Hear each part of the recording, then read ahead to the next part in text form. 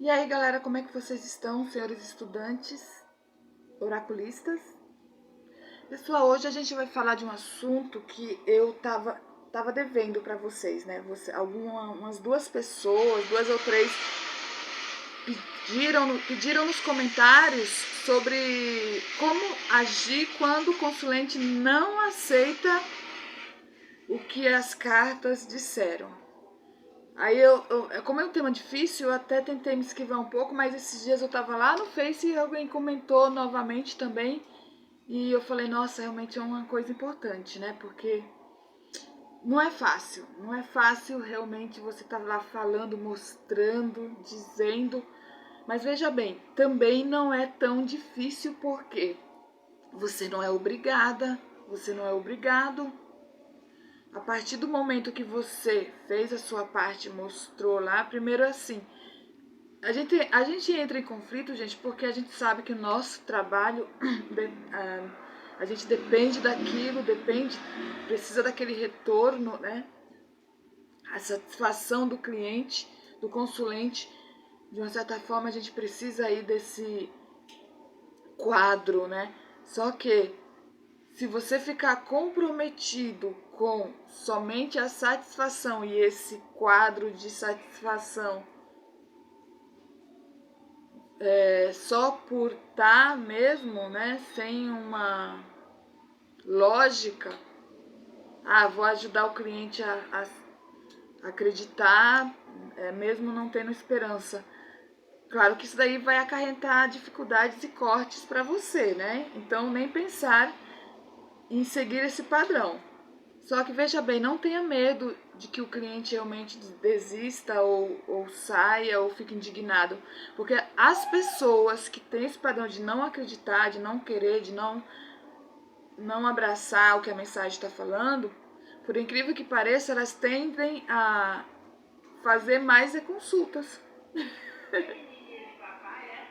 Essas pessoas, né, assim, nesse grau de dificuldade cognitiva, elas vão querer mesmo fazer outras consultas, seja com você mesmo ou com outros cartomantes.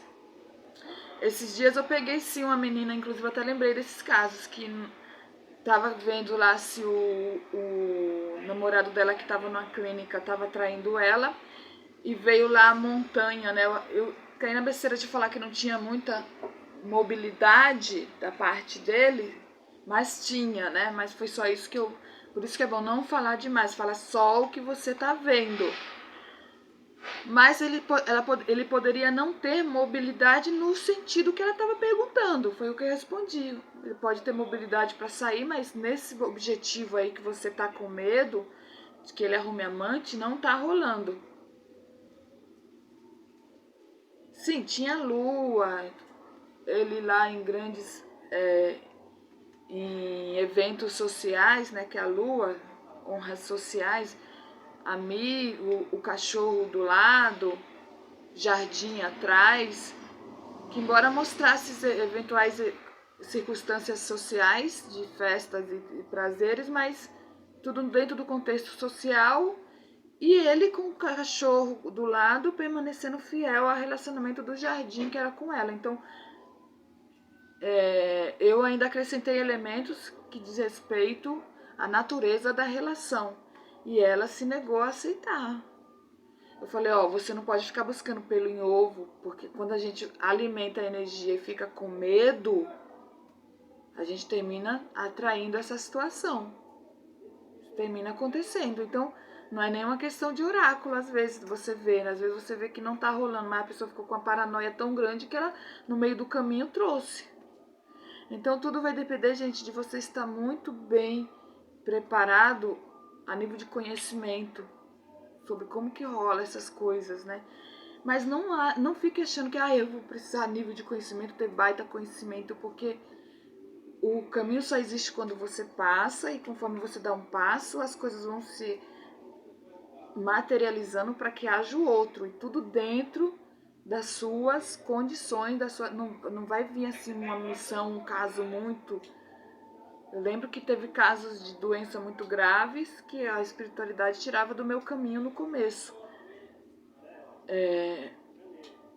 E já era caso terminal mesmo, né? E a pessoa lidando com esses casos no começo não é muito bom, não. E a espiritualidade me livrava, me tirava esse caso.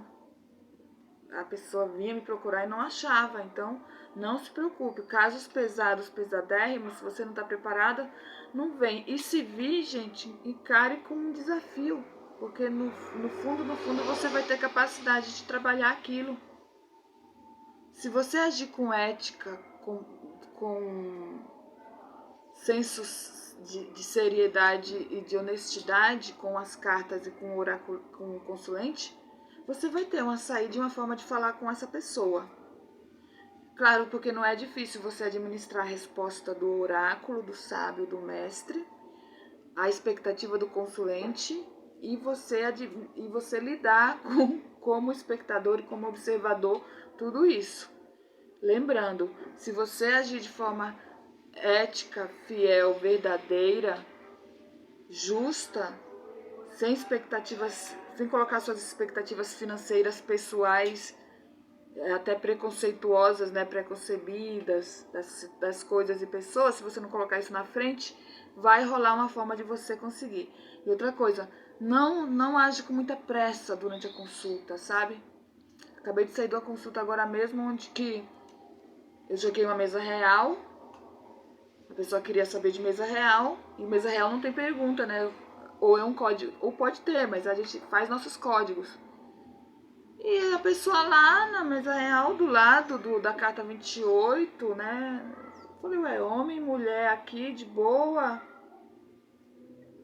Mas ela quer ver mesa real pra quê? Se ela tá tudo de boa aqui. Aí eu fui fazer uma pergunta, porque tava os pássaros, só tinha um pássaro na cabeça lá. E pássaro você já sabe, em algum momento teve algum aborrecimento, né? Mas fechava com peixe, que nem acrescentava muito. Aí foi quando eu perguntei pra ela, você passou por algum aborrecimento com algum moço ou coloquei alguma figura masculina? Foi quando ela falou que passou aborrecimento com o pai. Aí, beleza. Depois, no decorrer do atendimento, eu pedi para ela uma pergunta objetiva e ela queria saber sobre uma mulher. Então, veja bem como as coisas mudam subitamente da água para o vinho. É só isso que você tem que estar preparada. E para estar preparado para isso, você não pode ficar estigmatizando, padronizando as potencialidades de situações que vão vir na sua frente, nem mesmo as cartas.